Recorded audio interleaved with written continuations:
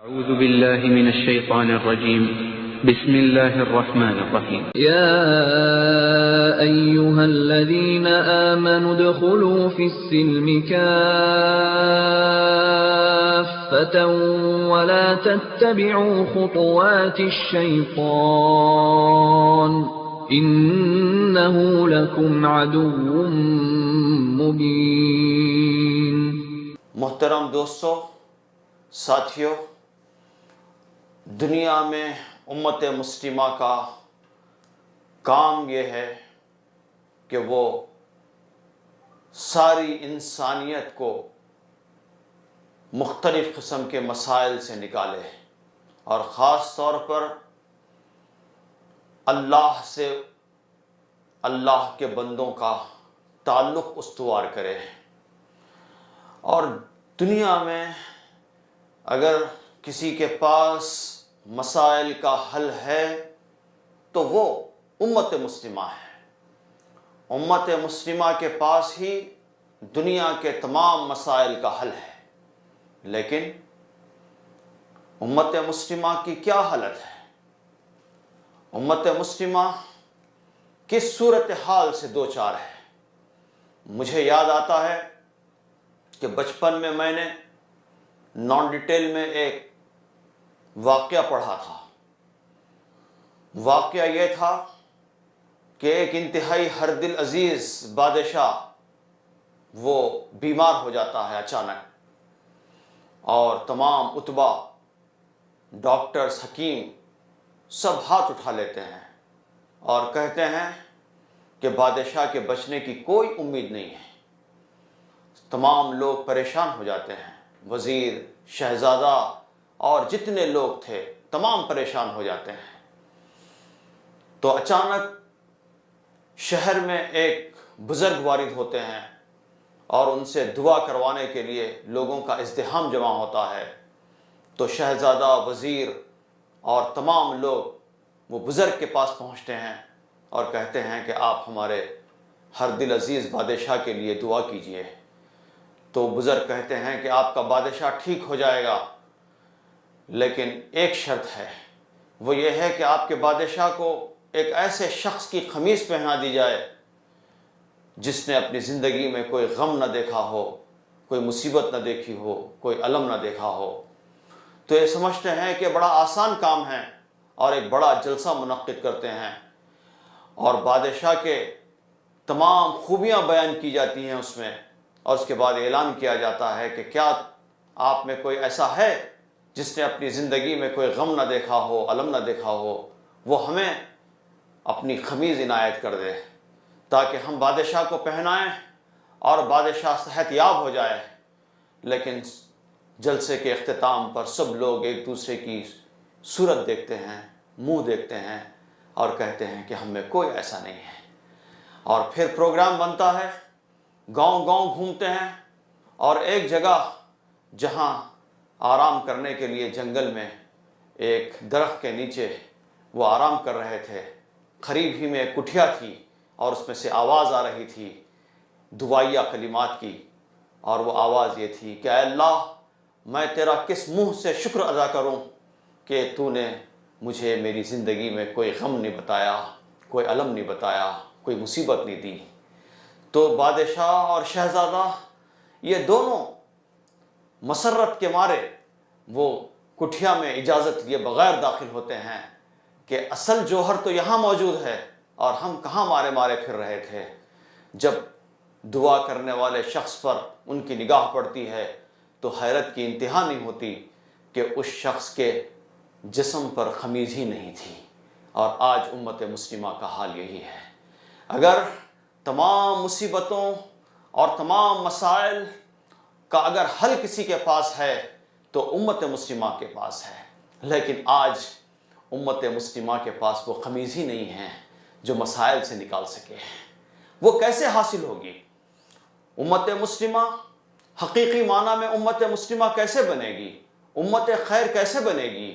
اور دنیا کے مسائل کا حل وہ دنیا کے سامنے کیسے پیش کر سکے گی؟ اس کے لیے ہمیں قرآن کی طرف دیکھنا ہوگا. اس کے لیے ہمیں پھر پوچھنا ہوگا قرآن ہی سے، کیونکہ یہ امت قرآنی امت ہے. اور ایک قرآنی امت کو پوچھنا ہوگا اور قرآن کی طرف اسے دیکھنا ہوگا، تو قرآن ہم سے کہتا ہے کہ وہ کھوئی ہوئی قمیض امت مسلمہ کو کب حاصل ہوگی؟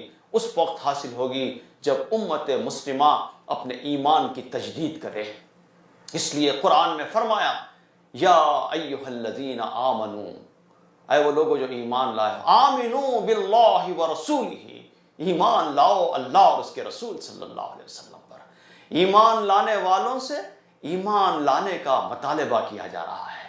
ایمان لانے والوں سے ایمان لانے کا مطالبہ کرنا کیا معنی رکھتا ہے؟ وہ یہ ہے کہ اے ایمان لانے والو، تمہارے ایمان میں کمٹمنٹ نہیں ہے، تمہارے ایمان کی تم تجدید کرو۔ تمہارا ایمان اجدادی ایمان ہے، تمہارا ایمان روایتی ایمان ہے، تمہارا ایمان باپ دادا سے چلا آ رہا ایمان ہے، انہیریٹنٹلی چلا آ رہا ایمان ہے۔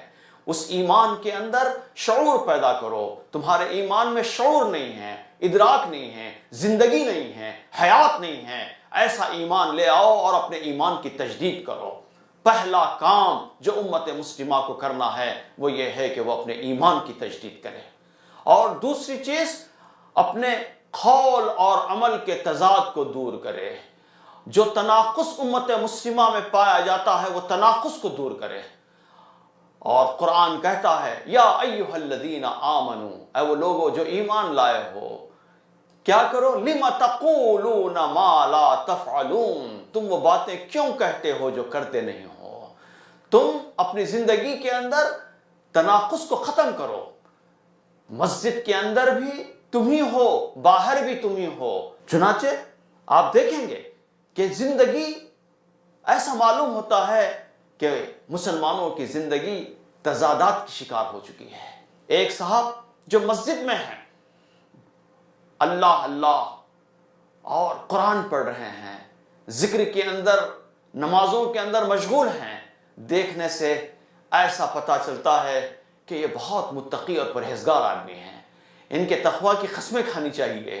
لیکن یہی شخص تھوڑی دیر پہلے جو مسجد میں تھا، وہ قریب ہی میں جب دکان میں جاتا ہے تو وہ ڈنڈی مارتا ہے۔ یہی شخص جو مسجد میں تھا، جو آفس میں جاتا ہے، دفتر میں جاتا ہے تو رشوت لیتا ہے۔ یہی شخص جو ابھی تھوڑی دیر پہلے مسجد میں تھا، وہ کاروبار حیات کے اندر جاتا ہے تو وہ لوگوں کی زمینوں پر قبضہ کرتا ہے اور کہتا ہے کہ زمین اللہ کی، قبضہ عبداللہ کا۔ اور پھر یہ کہ نمازیں باقی ہیں، تلاوت باقی ہے، تمام چیزیں باقی ہیں۔ اس تناقض نے امت مسلمہ کو رسوا کر دیا ہے، امت مسلمہ کو رسوا کر دیا ہے۔ اور امت مسلمہ کی رسوائی کی اہم ترین وجہ مسلمانوں کی زندگی کے اندر پایا جانے والا یہ تناقض ہے۔ اس لیے ایمان کیا ہے؟ ایمان دراصل ایک دعویٰ ہے، اور ہر دعویٰ دلیل مانگتا ہے۔ بغیر دلیل کے وہ دعوے محض ہوتا ہے، وہ کلیم ہے۔ کلیم اس وقت تک سچ ثابت نہیں ہو سکتا تاکہ اس کی دلیل پیش نہ کی جائے۔ مثلا میں اب یہاں ہوں، اس شہر میں ہوں، اور شہر کی ایک پوش بلڈنگ کے سامنے جا کر میں یہ دعویٰ کروں کہ بلڈنگ میری ہے، تو ظاہر ہے کہ کچھ لوگ جمع ہو جائیں گے، معقول لوگ جمع ہوں گے اور پوچھیں گے مجھ سے کہ ٹھیک ہے جناب، آپ یہ کہہ رہے ہیں کہ بلڈنگ آپ کی ہے، تو ظاہر ہے کہ ایک معقول آدمی دریافت کرے گا کہ جب آپ یہ دعویٰ کر رہے ہیں کہ بلڈنگ آپ کی ہے تو آپ اس کے کا ڈاکیومنٹری پروف پیش کیجئے، اس کے دستاویزات پیش کیجئے۔ میں دستاویزات پیش نہ کروں، میں جیب میں سے ایک لمبی تصویر نکالوں اور یہ کہتا چلا جاؤں کہ بلڈنگ میری ہے، میری ہے، میری ہے، تو ظاہر ہے کہ لوگ کہیں گے کہ صاحب پاگل ہو گئے ہیں۔ لیکن عجیب اتفاق ہے کہ جو آدمی مسجد میں بیٹھا ہوا، جو اللہ تعالیٰ کو یاد کر رہا ہے، لیکن اس کی زندگی کے اندر کہیں اس کی معاشرتی زندگی میں، اس کی معاشی زندگی میں اور اس کی زندگی کے دیگر اعمال اور دیگر معاملات کے اندر کہیں دین اور اسلام نہیں پایا جاتا، اور اس کی زندگی کا ایک ایک معاملہ اور ایک ایک امور چیخ چیخ کر کہہ رہا ہے کہ اس کا تعلق لا الہ الا اللہ سے نہیں ہے، لیکن اس کے باوجود وہ متقی اور پرہیزگار مسلمان ہیں۔ دوستو، اس دوئی نے، اس پنچ رنگی نے اور اس سے رنگی نے، اس پنچ رنگی نے، اس بہروپیے پن نے مسلمانوں کو رسوا کر دیا ہے۔ تو ہم کو کھوئی ہوئی قمیض اس وقت مل سکتی ہے جب ہم اپنی زندگی کے اندر یکسانیت پیدا کریں، ایمان اور عمل کے اندر ہم یکسانیت پیدا کریں۔ اس لیے قرآن نے کہا کہ اللہ تعالیٰ ان لوگوں کو پسند نہیں کرتا جو کہتے کچھ ہیں اور کرتے کچھ ہیں، جن کی کہنی اور کرنی میں، جن کے ایمان اور عمل میں تضاد پایا جاتا ہے، ایسے لوگوں کو اللہ تعالیٰ پسند نہیں کرتا۔ اس لیے ہم دیکھتے ہیں کہ سارے دنیا کے اندر اس وقت ایک ناپسندیدہ اگر کوئی گروہ بنا ہوا ہے تو امت مسلمہ ہے۔ اس کے اندر کچھ صداقت معلوم ہوتی ہے، اس لیے کہ امت مسلمہ کی جو صورتحال ہے اس کی اصلاح کی ضرورت ہے۔ دوستو، وہ کھوئی ہوئی قمیض ہم کو کیسے حاصل ہوگی؟ اس وقت ہم کو حاصل ہوگی جب ہم اپنے افراد سازی کا کام، پرسنالٹی ڈیولپمنٹ کا کام، ہماری اولاد، ہمارے بچوں، ہمارے گھر کے افراد کی تیاری کا کام ہم اتقوا اللہ کی بنیاد پر کریں، تقوی کی بنیاد پر کریں، ان کو تیار کریں۔ اس لیے اللہ تعالیٰ قرآن مجید میں فرماتے ہیں، یا ایھا الذین آمنوا اتقوا اللہ حق تقاتہ ولا تموتن الا وانتم مسلمون۔ اے وہ لوگوں جو ایمان لائے ہو، اللہ سے ڈرو، اللہ کا تقوی اختیار کرو جس طرح کے ڈرنے کا حق ہے، تاکہ تمہیں موت نہ آ جائے۔ تم مرو تو مسلمان بن کر مرو۔ تو ظاہر ہے کہ آخری سانس تک مسلمان بنے رہنا اور پھر تقوی کی زندگی اختیار کرنا، متقیانہ زندگی اختیار کرنا، اور اتقوا اللہ کی بنیاد پر ہماری افراد سازی کا کام ہو، ہمارے بچے بنے، ہماری عورتیں بنے، اسی بنیاد پر تعمیر ہو، تو اسی وقت ہم وہ کھوئی ہوئی قمیض ہم حاصل کر سکتے ہیں۔ اور پھر چوتھی چیز جو ہم کو کرنی ہے وہ یہ ہے کہ ہم اپنے گھروں کی اصلاح کریں، اپنے آل اولاد، اپنے گھروں کی اصلاح کریں۔ اس لیے قرآن نے فرمایا، یا ایھا الذین آمنوا، اے وہ لوگوں جو ایمان لائے ہو، قوا انفسکم واہلیکم نارا، اے وہ لوگوں جو ایمان لائے ہو، تم اپنے آپ کو اور اپنے اہل و عیال کو جہنم کی آگ سے بچاؤ، جہنم کی آگ سے بچانے کا کام کرنا۔ اور واقع حقیقی معنی میں گھر کو سکون کدہ بنانا، راحت کدہ بنانا۔ گھر سکون کدہ اور راحت کدہ وہ گھر کے سامنے سنگ مرمر کی تختی پر ھذا من فضل ربی سکون کدے فلاں، راحت کدے فلاں لکھنے سے نہیں بنتا۔ گھر کس کو کہتے ہیں؟ گھر وہ RCC کا نام نہیں ہے، گھر کے اندر موجود سامان کا نام گھر نہیں ہے، گھر قالینوں اور مختلف قسم کے فرنیچر کا نام نہیں ہے۔ گھر دراصل گھر میں رہنے والے افراد کا نام گھر ہے۔ اگر گھر کے اندر 4 لوگ رہتے ہوں، 4 لوگوں کی اگر دشا الگ ہو، دشا الگ ہو، سوچ الگ ہو، فکر الگ ہو، 4 لوگ کون ہیں؟ میاں بیوی، ایک بیٹا اور بیٹی، بیٹا ایک کلب کو جاتا ہو، بیٹی کے کچھ آشنا ہوں، بیٹا بھائی بہن کی مخبری کراتا ہو، بہن بھائی کی مخبری کرواتا ہو، شوہر بیوی کی مخبری کرواتا ہو، بیوی شوہر کی مخبری کرواتی ہو، مہینوں گزر جاتے ہوں اور ڈائننگ ٹیبل پر صبح 4 لوگ جمع نہ ہوتے ہوں، چاروں کی سوچ الگ ہو، چاروں کا راستہ الگ ہو، اور گھر کے اندر تو رہتے ہیں لیکن ان کے درمیان میں محبت نہ ہو، الفت نہ ہو، اعتماد نہ ہو۔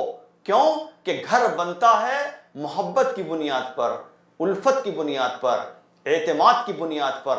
ظاہر ہے کہ وہ چیز ہی نہ پائی جاتی ہو، اور گھر میں جو 4 لوگ رہتے ہیں، چاروں کے 4 بالکل الگ کونوں کے اندر جاتے ہوں اور ان کی سوچ الگ ہو، تو گھر کیسے سکون کدہ بن سکتا ہے؟ دوستو، اس کے برخلاف ایک اور گھر ہے جو بہت ہی کچی اینٹوں کا بنا ہوا گھر ہے، گھاس پھوس کا گھر ہے، لیکن گھر میں جو لوگ رہتے ہیں وہ متقی پرہیزگار لوگ ہیں، نماز کے پابند لوگ ہیں، اور وہ حلال کی کمائی جو بھی لاتے ہوں مل کر کھاتے ہوں، ایک دوسرے پر اعتماد کرتے ہوں، ایک دوسرے پر جان چھڑکتے ہوں، محبت اور الفت ہو، درمیان میں رحمت اور مودت کے ساتھ میں رہتے ہوں، تو ظاہر ہے کہ وہ گھر، وہ عالی شان گھر نہ ہو، ایئر کنڈیشن گھر نہ ہو، لیکن وہ گھر حقیقی معنی میں سکون کدا ہوگا، راحت کدا ہوگا وہ گھر۔ ایسے گھروں کی تعمیر کی کوشش امت مسلمہ کرے۔ اور آج امت مسلمہ عالی شان سب لوگ گھر بنانے کے اندر لگے ہوئے ہیں، مکان بنانے کی کوشش کے اندر لگے ہوئے ہیں۔ مکان بنے، کیسے بنے؟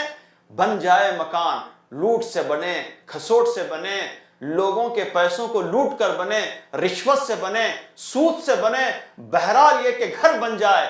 مکان بنانے کی سب کو فکر لگی ہوئی ہے، لیکن مکین بنانے کی فکر کسی کو نہیں ہے۔ ہم مکین بنانے کی فکر کریں تو ظاہر ہے کہ جب مکین بنے گا، اور چونکہ گھر دراصل چار دیواری کا نام ہے، اور یہ چار دیواری کیا ہے؟ گھر دراصل شیطان سے محفوظ رہنے کا قلعہ ہے گھر، اور شیطان اس قلعے کے اندر رخنا نہیں ڈال سکتا، اس کا نام گھر ہے۔ ایسا گھر ہم تعمیر کرنے کی کوشش کریں۔ شاید ملت اسلامیہ اس معاملے کے اندر سستی اور کاہلی دکھا رہی ہے، اور آج ہمارے گھر شیطان کا اڈا بنے ہوئے ہیں۔ آج ہمارے دالان اور دیوان خانے اور ہمارے ڈرائنگ روم اور ہمارے بیڈ روم شیطان کی پناہ گاہ بنے ہوئے ہیں، تو ظاہر ہے کہ گھر میں ایسے افراد کیسے تیار ہوں گے؟ اس لیے ہم اپنی اولاد کو جہنم کی آگ سے بچانے کی کوشش کریں۔ تو جب ہم یہ کام کریں گے تو ہماری وہ کھوئی ہوئی قمیض ہم کو حاصل ہوگی۔ اور پھر وہ کھوئی ہوئی قمیض ہم کو کیسے حاصل ہوگی؟ ہم کو اس وقت حاصل ہوگی جب ہم مکمل طور پر اسلام کے اندر داخل ہوں۔ یا ایھا الذین آمنوا ادخلوا فی السلم کافہ، اے وہ لوگوں جو ایمان لائے ہو، تم پورے کے پورے اسلام کے اندر داخل ہو جاؤ، پورے کے پورے مکمل طور پر۔ تمہاری سوچ، تمہاری فکر، تمہارے اعمال، تمہارے اعتقادات، تمہارے معتقدات، تمہارے جذبات، تمہارے احساسات، سب اسلام کے اندر داخل ہو جائے۔ تمہاری معاشرتی زندگی، تمہاری معاشی زندگی، تمہاری سیاسی زندگی، تمہاری تمدنی زندگی، تمہارا فنون لطیفہ، سب کچھ اسلام کے اندر داخل ہو جائے، تو تب کہیں جا کر تمہیں وہ کھوئی ہوئی قمیض تم کو حاصل ہوگی۔ دوستو، وہ کھوئی ہوئی قمیض امت مسلمہ کو کیسے حاصل ہوگی؟ وہ حاصل ہو سکتی ہے یہ امت مسلمہ حقیقی معنی میں امت خیر بنے، اور پھر امر بالمعروف و نہی عن المنکر کے فریضے کو وہ انجام دے۔ کیوں کہ یہ امت بنائی گئی ہے، اس امت کی تاسیس ہوئی ہے۔ کیوں اس امت کی تاسیس کی گئی؟ وہ امر بالمعروف و نہی عن المنکر کا فریضہ انجام دے، برائیوں کو مٹانے، بھلائیوں کو فروغ دینے کا کام انجام دے۔ اس لیے یہ امت کی تاسیس کی گئی۔